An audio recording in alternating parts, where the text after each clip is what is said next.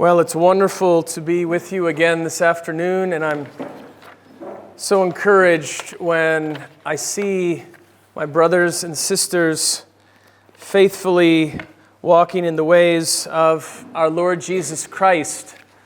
And I'm encouraged by the prayers that you offer for us. I'm grateful for the preaching that comes from this pulpit. I'm grateful for the young men who are so diligent in coming each week to study the Scriptures. I'm grateful for the teachers at Misebe Classical School and for your labor of love of investing in those young people. This afternoon, after the sermon, I would like to take some special time to pray for the Yao Muslims in Mangochi district in Malawi, Southern Africa. Tomorrow I'll be leaving very early in the morning. I'll be flying out from Johannesburg and arriving in Lilongwe at 3:30 on Monday, and then I will make my way on Tuesday to Senga on Senga Bay, and then take a boat 6 hours across the lake to a very remote area. Kind of the district is Makanjila, but specifically a village called Mambo. And I have a contact there, and my heart is very burdened for the Muslims there. There are about 3 million Yao in Malawi, and at least 90% of them are Muslim. If you drive through that area, you will pass literally hundreds of mosques. We counted them when we were there last, and then we realized, and we're told later, actually these were only the mosques that you can see from the road. There's many more that you can't see from the road. How can it be that 2,000 years after the cross of Christ, there is such immense darkness in this world? Now, people have asked me why I'm going there. Why am I taking 2.5 weeks by myself to spend time among this people? There are a number of reasons. The first reason is that even as a missionary here in Bokota and in South Africa, having been in America and coming to this particular area, I still feel in my soul a natural bent toward comfort. I can sense in myself, the longer I'm in a particular place, the easier it becomes. In a sense, almost the easier the Christian life becomes. That edge I had to take the gospel even to the darkest and poorest and most dangerous places in time as you get older. Family, wife, children, a job, an occupation, friends, opportunities. I sense in myself oftentimes an ease that creeps in, and that worries me. That concerns me. And I want to keep my sword sharp. I want to stay and be around, even if I'm not there full time. I want to be around those people groups that are the most needy, in the darkest places, the most dangerous places, the poorest places. Malawi is in the top 10 most poor countries in the world. The poorest, if not one of the poorest countries in all of Africa, far poorer than South Africa, far poorer than even Bokota. And I even asked, when I'm there, what do I do to eat? Are there restaurants or takeaways? No, there's nothing. So don't plan that. If you want to get groceries, if you want to get food, get it on the other side of the lake and then bring it over. So that's one reason. I want to keep my sword sharp. Second, I believe Acts 4, verse 12, that there is no other name under heaven given among men whereby we must be saved. It is only through faith and trust in Jesus Christ as Lord and Savior that a sinner can have his sins forgiven. Jesu Christe ensena. Christe ensena. Vanubanga ponisiwa.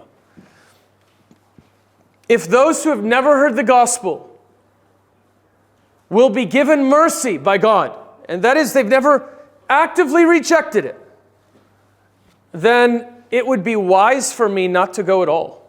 Keep them in ignorance.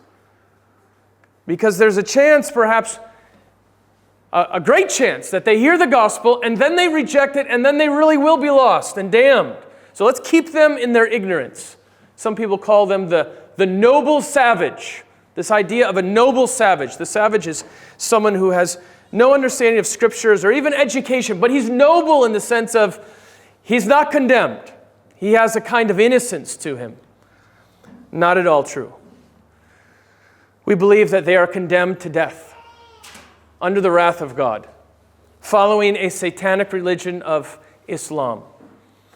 And when I speak to those who are interested in missions, and they say, "Where do I go?" I want to be able to point them to a number of places around the world. Here, yes.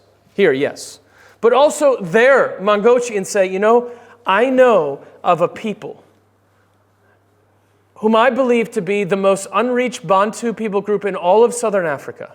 Millions in darkness, millions following a satanic religion of Islam that need not just missionary couples, but according to Joshua Project, they need dozens and dozens of missionary couples to give them the gospel of Jesus Christ. Now, who will go to do that? Who will leave their comfort? Who will leave their resources and their friends and their family and go to a place like that?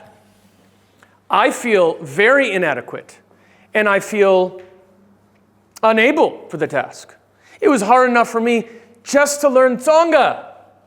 Now learn another language or multiple languages. Certainly, Bantu Africans can learn these languages much quicker than I can. Well, the fields are white unto harvest, but the laborers are few. I need your prayers. Do you know that the last trip that we took to Malawi, I had 3 prayer requests. 3 specific prayer requests. And all 3 of those were answered. One of them was, I'm going kind of blindly. We're just going into this region, and I need to come out of this with a really good contact. Because I need a place to land. And I'm just kind of driving blindly. We went into a place, and the Lord provided a wonderful contact for me. His name's Paul Tambala. So it's going to be Paul and Paul when I go to Malawi. And he's been a wonderful blessing. And he seems to be a true Christian who loves the Lord Jesus Christ. So I need your prayers because the Lord answers prayers. He loves to answer our prayers. So I'd like to take some time to do that after the message this evening. So we will take a brief time today to study, and you would expect me to perhaps have a message on missions, which I originally planned to preach on missions this afternoon. But then I began to think, what is it that is hindering so many young people, if I could say even more specifically, what is hindering so many young men from going to the mission field?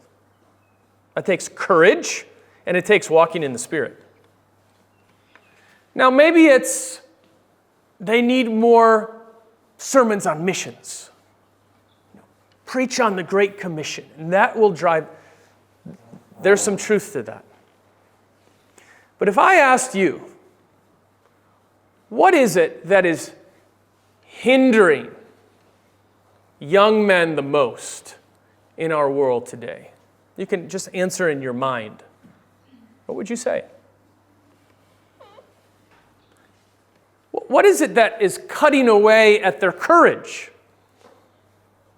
What is it that fills them with a guilty conscience? Well, I would say with young people, older people too, but specifically younger people, and especially young men, it would be sexual immorality. If we had an army of young men who were committed to living purely before God. Forget about the Great Commission for a moment. Let's not worry about the Yao in Mangochi.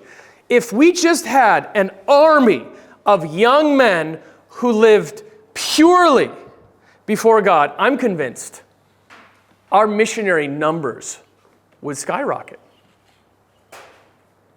And so this evening, I'd like to preach on what we might call the purity principle. And I'd like to look at Proverbs chapter 6.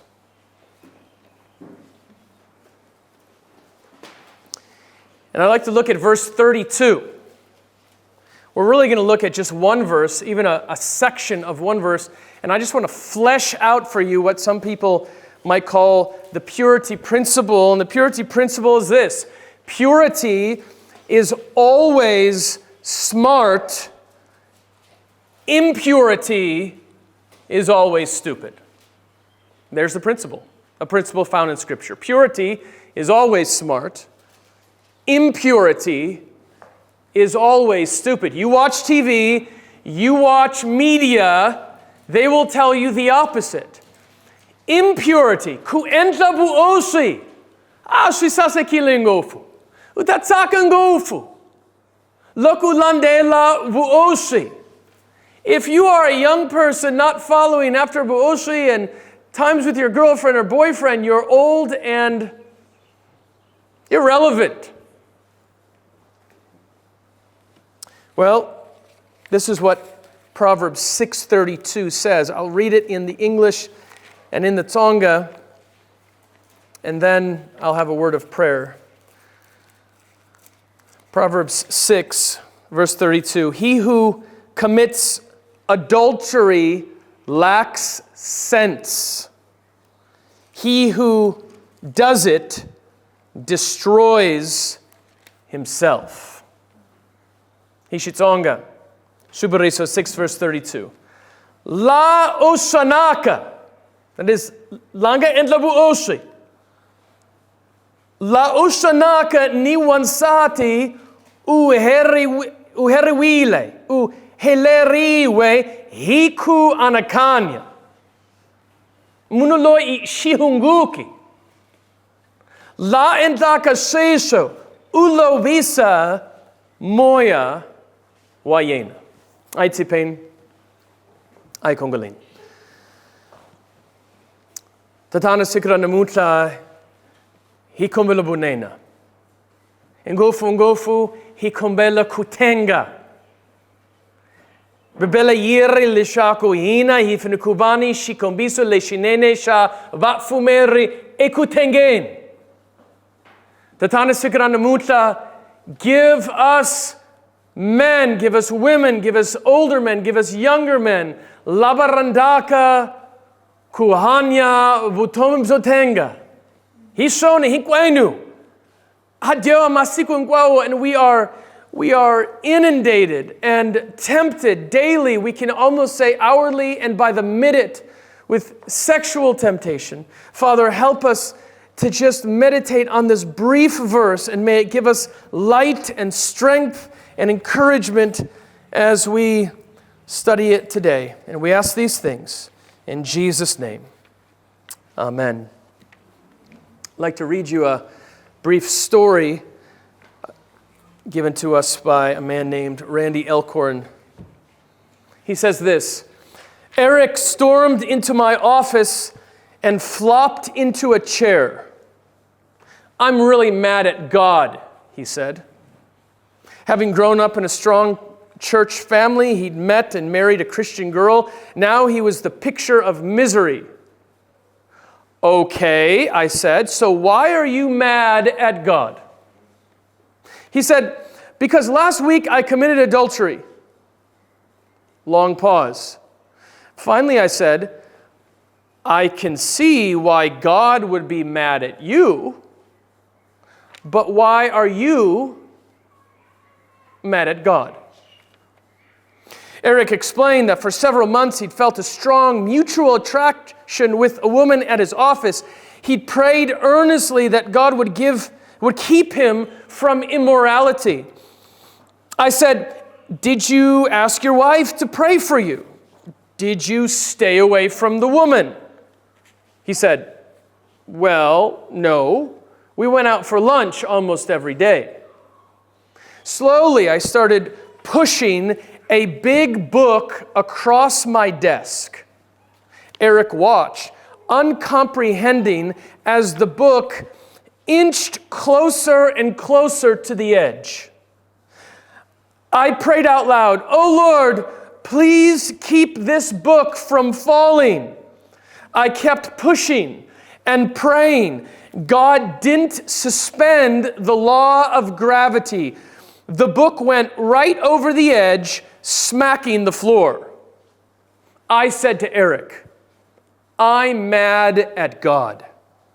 I asked him to keep my book from falling, but he let me down."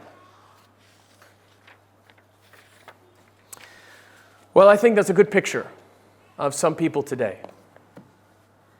Falling into sexual sin and then blaming God because they had prayed and somehow they continued in that particular sin.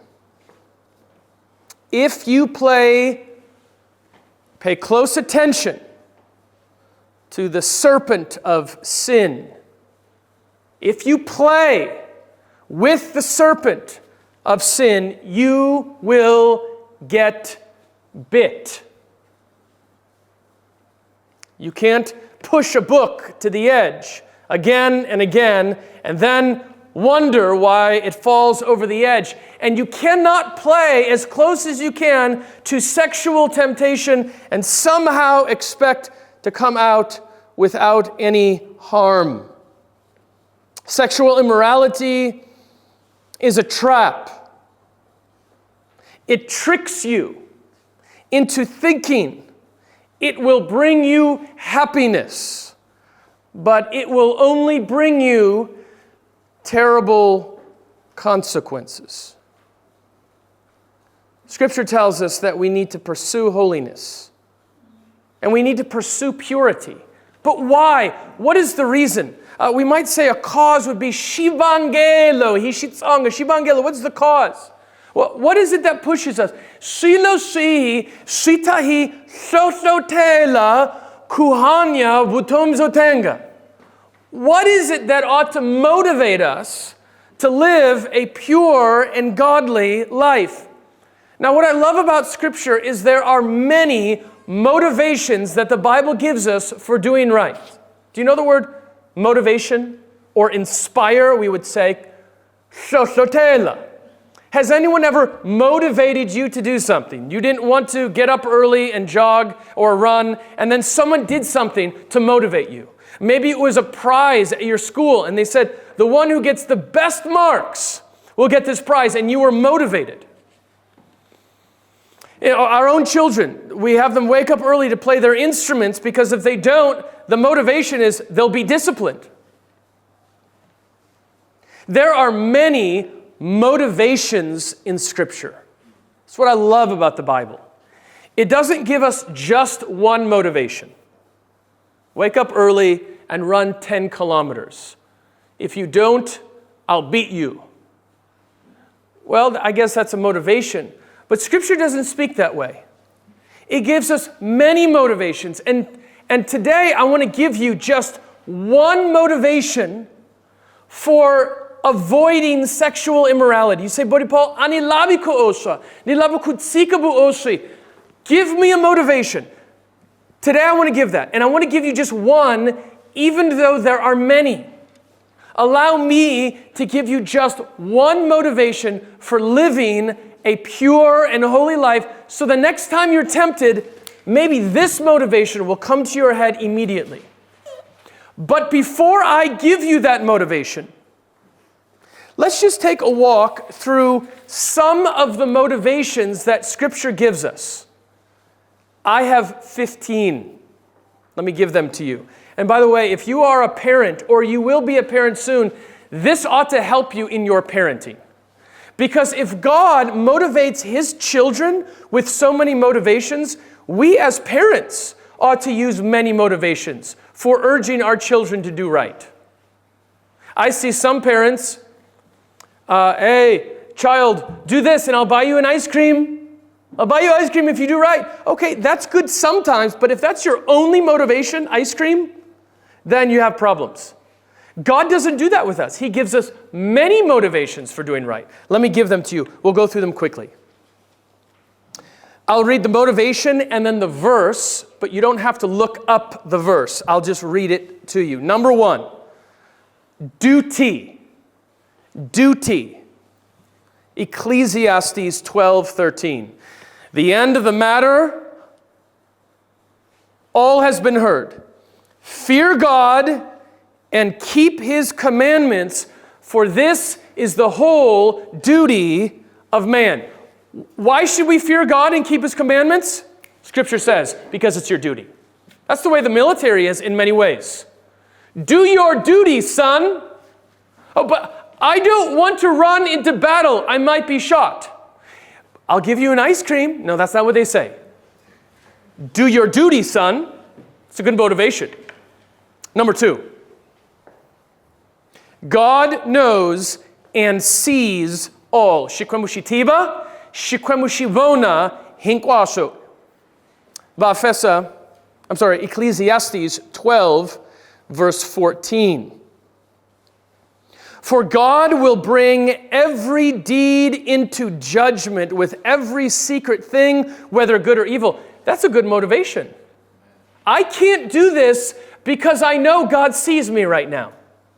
Number 3, it is right. Ephesians 6:1. It is right. Why nifiniku entlakate hikuba shilulamile. Children, obey your parents in the Lord, for this is right. I mean, I use that all the time as a parent. Why do I have to do this? Because it's right. There it is. There's a motivation. Now, parents should not pull that card out 100 times out of 100. You're going to need other cards, but you can play that card because the Scripture does. Number 4, it is for our good. Deuteronomy 12:28. Be careful to obey all these words that I command you, that it may go well with you and with your children after you, when you do what is good and right in the sight of the Lord your God. In the Old Testament, they're told, Deuteronomy 12:28, do this, and if you do this, it will be good for you. Your life will be great. Parents, tell your child that. Wait for the right spouse. If you do, you're going to have a great life. That's the motivation. Number 5, God's example. Ephesians 4:32. Be kind to one another, tender-hearted, forgiving one another, as God in Christ forgave you. Isn't that great? In this case, why should Susie forgive Mary? Here's why. Jesus forgave others. Follow His example. Number 6.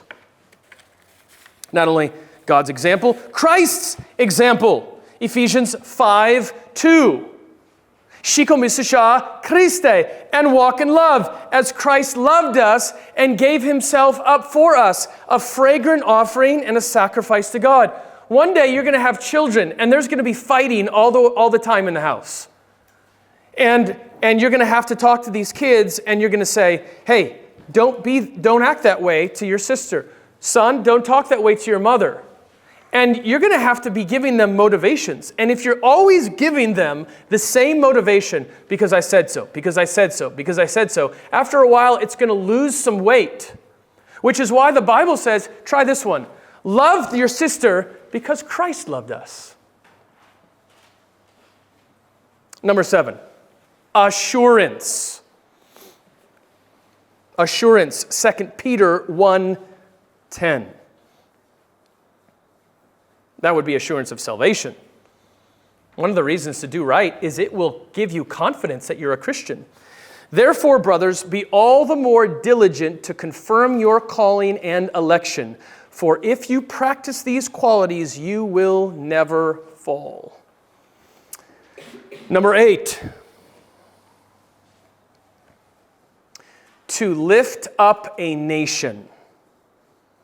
Proverbs 14:34. I was visiting a piece of property in Bokota Village the other day, and it was a really nice piece of property. In some ways, it was beautiful. And the man who was showing us the piece of property, he was drinking out of a water bottle, and my wife was with me, and I so badly wanted to say something, but I didn't for various reasons. But he was showing us the piece of property, and he was drinking out of the bottle, and he just threw it into the feld. And I thought, that's wrong. And here's a motivation you shouldn't do that. There's a lot of motivations. Here's one. It will lift up your nation if you don't do that. If everyone determined that they would never litter in their society, their nation would be better. Now, and that's just littering. Think about how much greater things like being pure in your marriage. Proverbs 14:34, righteousness exalts a nation, but sin is a reproach to any people. Number 9, for the public good. Matthew 5:13. You are the salt of the earth, but if salt has lost its taste, how shall its saltiness be restored? Child, when you wake up on time, you're going to be salt in the home, because all of the other children are going to see you waking up on time, and it's going to influence the whole family. Or member of the church, when you come on time each Sunday to church, and you come with a happy smile, you say, why do I have to come on time and be happy? When you come on time and are happy, you're like salt that is helping the rest of the church. It's for the public good. Number 10, to win our neighbors. 1 Peter 2:12. 1 Peter 2:12. Kuponisa, kuyisa, vamakaluan, e kuponisiwen. Keep your conduct among the Gentiles honorable. Why? So that when they speak against you as evildoers, they may see your good deeds and glorify God on the day of visitation. Now remember, this is all introduction, because I just want to look at one motivation, but I want to give you a background that there's actually many more motivations. Number 11, the love of the Lord. The love of the Lord. Kuranda Hosi, 1 John 4:11. Beloved, if God so loved us, we also ought to love one another.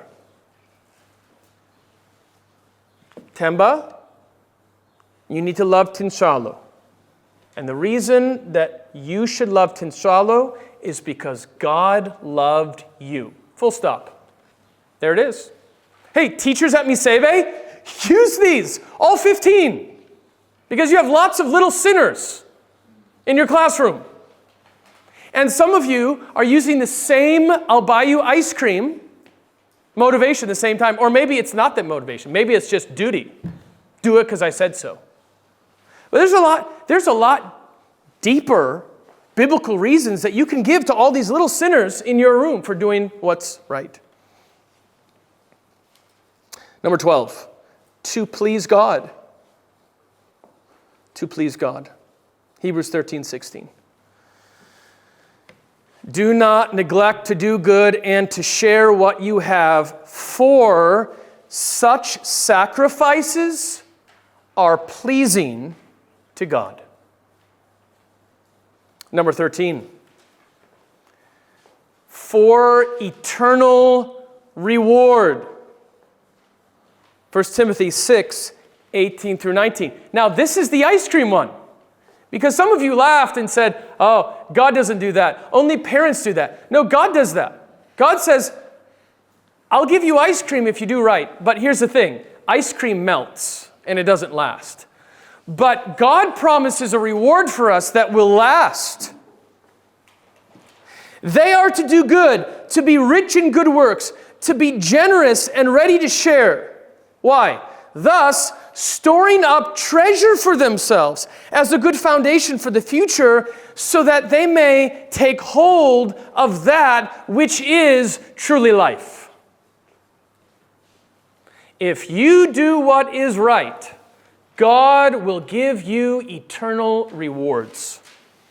Number 14, to have God's favor. Proverbs 12:2.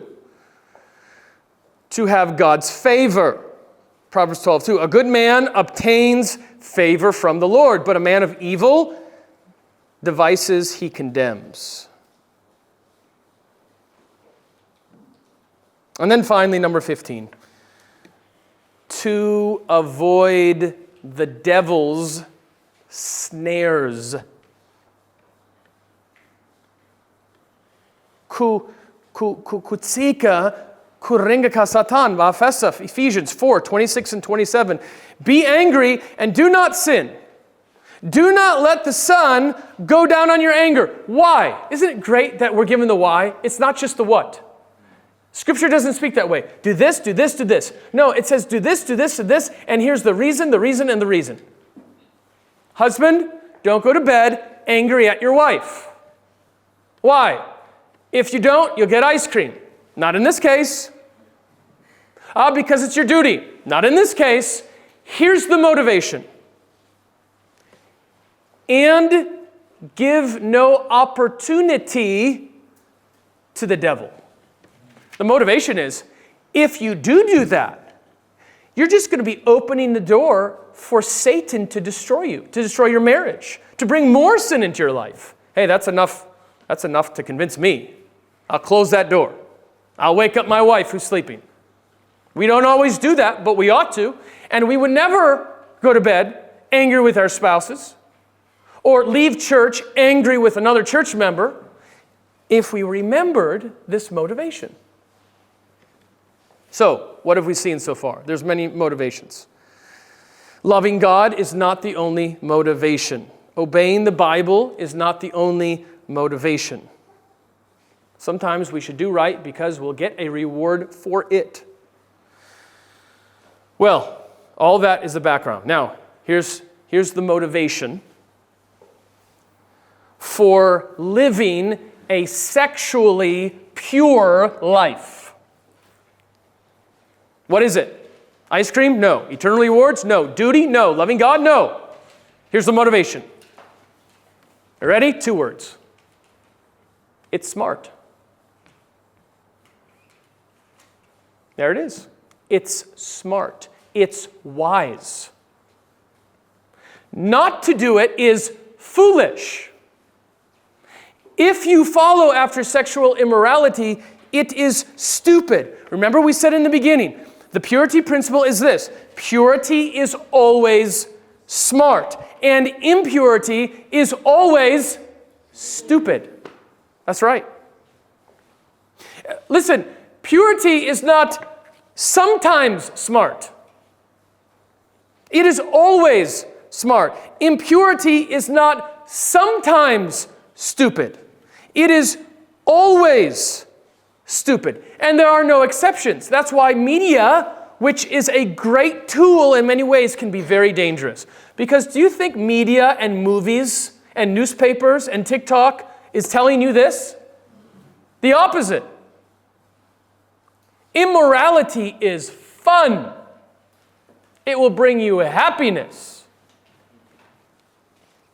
Randy Elkhorn says this, purity is safe, impurity is risky. Purity always helps us. Impurity always hurts it. Write it down, bank on it. That's it. That's right. And so here we are at Proverbs 6:32, and I'll read it again. He who commits adultery lacks sense.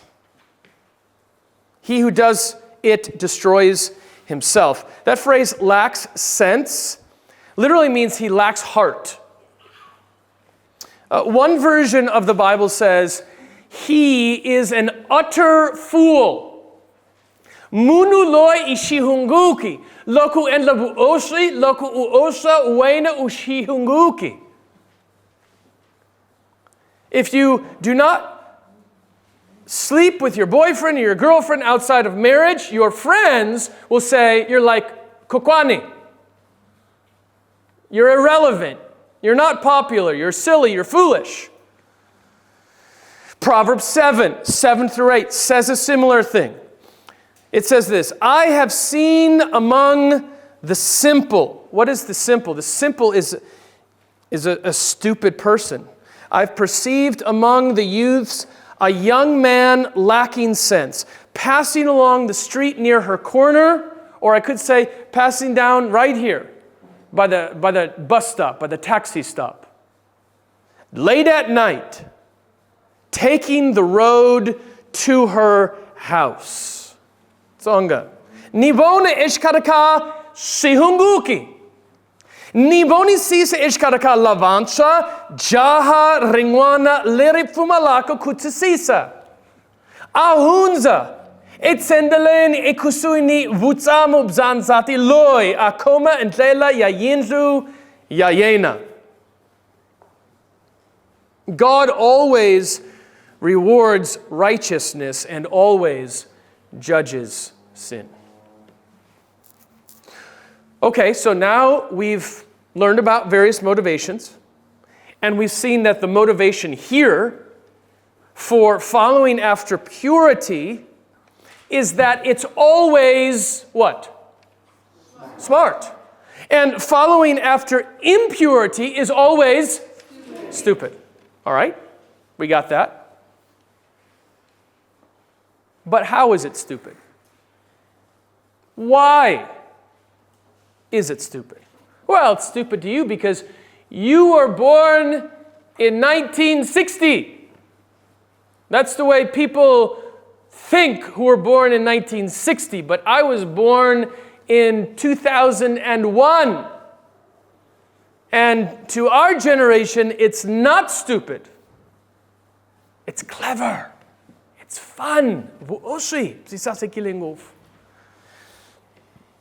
Well, let me give you 5 ways. I'm just going to pull out, essentially, from that word, shihunguki. Vuhunguki, the idea of foolishness, stupidity. Let me give you 5 reasons of why it is stupid. Number 1, you will never get away with it. You will never get away with it. Proverbs 5:20 through 23. Why should you give your love to another woman, my son? Why should you prefer the charms of another man's wife? The Lord sees everything you do. Wherever you go, He is watching. The sins of the wicked are a trap. They get caught in the net of their own sin. They die because they have no self-control. Their utter stupidity will send them to their graves. Ishitsonga 5:20 through 23. Ngwananga. Unga kokisiwa kuyini insati wambiri. Unga ti kumba retisa kuyini eshifuvenisha ngwavava shana hikuba mafambele yamunu male matwanika Yehovah. That's right before God, in His sight. Hiyena lativaka mitila yayena hinkwayo. Okay, Kokwana doesn't know. Because Kokwana has no idea how TikTok works. God knows. Mushisi utapasiwa hikubia kayena utabohiwa himapinda yakudya kayena utafa. Hikuka anga diondanga utalafeka hivukulu zabuhunguki zayena. The Lord sees everything you do, verse 21. It's like a surveillance camera. Some of you heard about the assassination attempt on President Trump, and I was asked, did they get it on camera? Like, we live in 2024, everything is on camera. We live in a world where everything seems to be recorded on that phone. But we are clever because in the shadows and in the dark, we can be hidden, but not before God. He sees every move you make. And you will never get away with your sin. That's number one. Number two, it will always hurt you. Number one, why should we pursue holiness and why should we avoid sexual immorality? Why even you'll never get away with it. And number two, it will always hurt you. And right now, if you're sitting here and you say, man, this is terrifying, that's the point. Would to God that more young men grew up in homes where their fathers taught them to be terrified, not of vuloi, but of vuoshi. Proverbs 6, 27 and 29. Can a man carry fire next to his chest and his clothes not be burned? Or can one walk on hot coals and his feet not be scorched? So is he who goes in to his neighbor's wife. None who touches her will go unpunished. Have you ever seen on TikTok or online about the men who climbed up the electricity poles and they grab on and they're burned to a crisp? Have you seen that? It's horrifying. It's like you see this charred body of a person hanging right there on the electricity. They're like, you're always going to get hurt. If you do that, if you climb, the voltage on that is going to kill you. And whatever picture you have of that corpse just hanging by a half cut off arm, have that picture when it comes to Buoshi. You are just as stupid to think sexual immorality will not affect you as the man who climbs up an electric pole and thinks he can steal it without being harmed.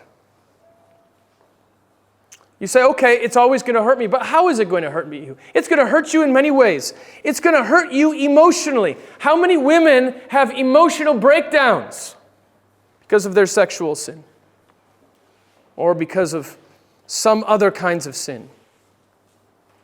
Not knowing how to deal with past sins.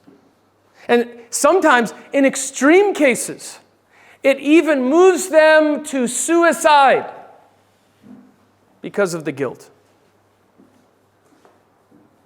There are more ways that can hurt you. Sexually transmitted diseases.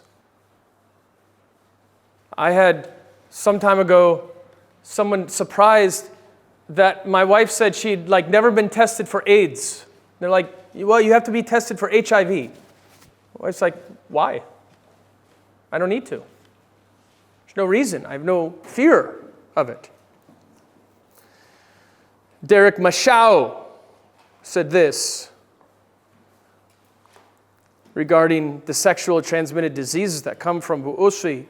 Quote, graveyards have graves waiting to swallow the many young people dying from these terrible diseases.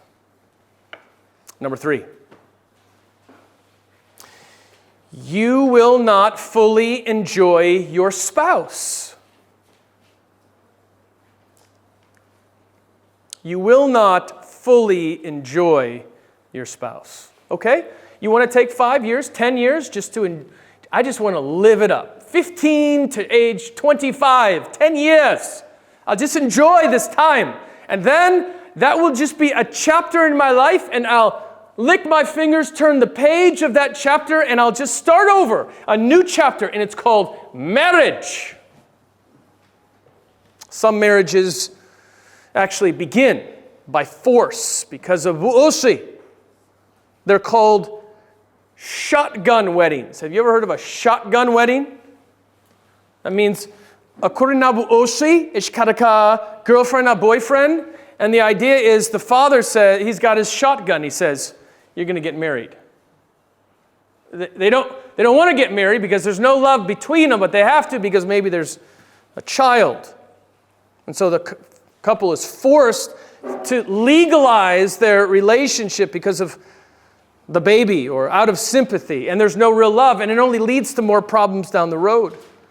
Proverbs 5:18-20 says, let your fountain be blessed and rejoice in the wife of your youth. Be intoxicated always in her love. Why should you be intoxicated, my son, with a forbidden woman and embrace the bosom of an adulteress? The one who keeps himself pure will be happier in his marriage because he can enjoy his wife's love only. Number 4. It removes joy and happiness in your life. You think sexual immorality with your girlfriend will make you happy, but it won't. It will actually make you miserable. Kutlupeka. Natlupeka. You'll lose your reputation, your clean conscience, your salary, your joy. I often tell my children, there is nothing better than a clean conscience. No amount of money can purchase the joy that comes from a clean conscience. I'd sell it all for a clean conscience. Charles Spurgeon, there's a section in his autobiography where his wife writes about their wedding, and in the first page his wife is writing, and the wife says, Spurgeon says to his wife, you can write my life across the sky. I have nothing to hide. Wow. We don't even want our spouses to see our phones or our computers or our passwords or our offices or our cars or our friends or what we're doing at a certain time of the day. We don't want them to know that. Spurgeon says, write everything I do, right on the sky for everyone to see. Finally, number 5, God's wrath. Sexual immorality is against God's will. And God is angry with those who engage in it. Hebrews 12:28 and 29. Therefore, since we are receiving a kingdom that cannot be shaken, let us be thankful and so worship God acceptably with reverence and awe, for our God is a consuming fire.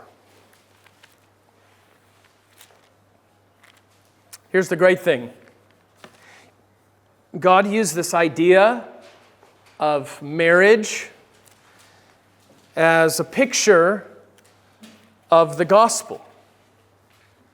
Husband, give your life for your wife, because Jesus gave his life for the church.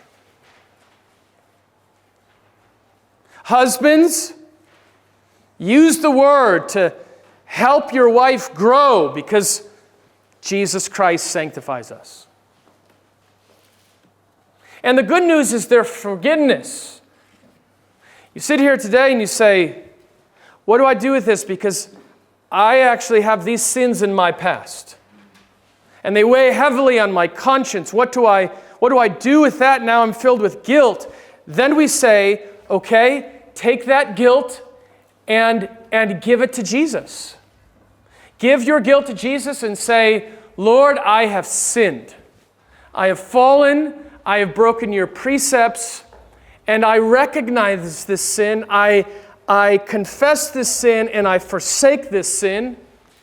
And now, help me to live from this point forward. You might even say, I've lost my virginity. I'm not married at this moment, but I've lost my virginity. What do? You can be a virgin from this point onward. From this point onward, you can say, Lord Jesus, I know that you are faithful and just to forgive me of my sins and to cleanse me from all unrighteousness. And those sins in the past, I lay them before you and I repent before them, and then I know that you will remove them from the east as from the west, and I know that there may be consequences that still come from these sins, but Father, help me from this day forward to live a righteous and holy life. And when I am tempted with sexual immorality, there are many motives to leave these, but let me remember this motive, that when I live a holy life, it is smart, it is good, it is wise. And when I follow after impurity, it is always foolish and stupid. Now, you give me 100 men that buy into that scriptural teaching, and you're going to find suddenly a group of men that are filled with courage. A lot of times the reason why men are so fearful is because they're so filled with guilt. That's why the Bible says the righteous are bold as a lion. My wife and I were watching an old movie some time ago, and this bounty hunter, he was looking for these 3 killers, and they came to this village, and he didn't know what they looked like, and he didn't know their names. But he just came to the town, and he said, I know that there's someone guilty, 3 people that are guilty in this town, and I'm not leaving until I find them. Well, it turns out like everyone starts leaving the town because they're all filled with guilt. They didn't know what the crime was, and they didn't know who the people were that were guilty, but everyone is laden with guilt. And so people are just taking up their businesses and taking all their belongings, and they're running even though actually he wasn't even looking for them. The wicked flee when no man pursues. You're walking down the road, a car backfires, and you're terrified. But when we follow after Jesus and his precepts, and we have a clear conscience, and we're quick to confess our sins, knowing that we sin daily, when we're quick to confess our sins, it fills us with a kind of confidence, a kind of strength, a kind of courage. And those are the kind of men that will become, in some ways, in some callings, great missionaries around the world. Could we have a time of prayer?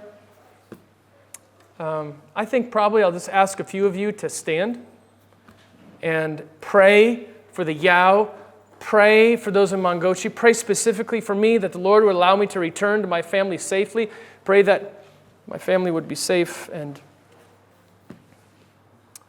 pray that the Lord would save, the Lord would send, the Lord would sanctify,